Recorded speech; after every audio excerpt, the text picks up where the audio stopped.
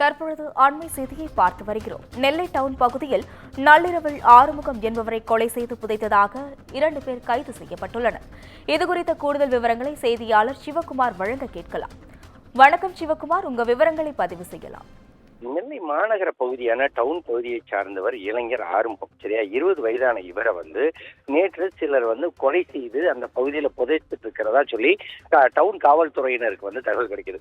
அதாவது தச்சநல்லூர் நள்ளிரவு பகுதியில டவுன் அப்படிங்கிற பகுதியிலிருந்து தச்சநல்லூர் அப்படிங்கிற பகுதிக்கு போகக்கூடிய பாதை அதாவது கொஞ்சம் ஆளரவம் இல்லாத ஒரு பாதை. அந்த பாதையில போயிட்டு இருக்கும். அந்த பாதையில ஒருத்தர் உடலை புதைச்சிட்டு இருக்கிறதா தான் சொல்லி தகவல் கிடைக்குது போலீஸுக்கு. அதன் அடிப்படையில் போலீஸார் விரைஞ்சு போறாங்க. விரைஞ்சு போய் ஒரு மணி நேரத்துக்கு மேல அவங்களால அந்த உடலை எங்க புதைச்சிருக்காங்கன்னு சொல்லி கண்டுபிடிக்கப்பட முடியவில்லை. 1 மணி நேரத்துக்கு பிறகு அந்த உடலை கண்டுபிடிக்கிறாங்க.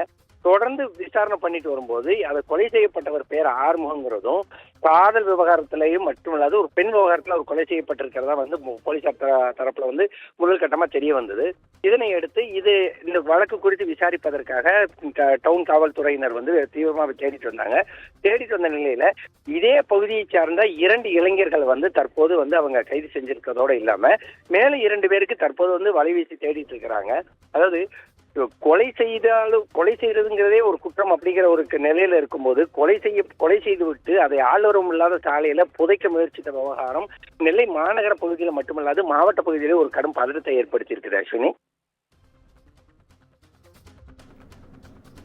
கூடுதல் விவரங்களுக்கு நன்றி சிவகுமார்.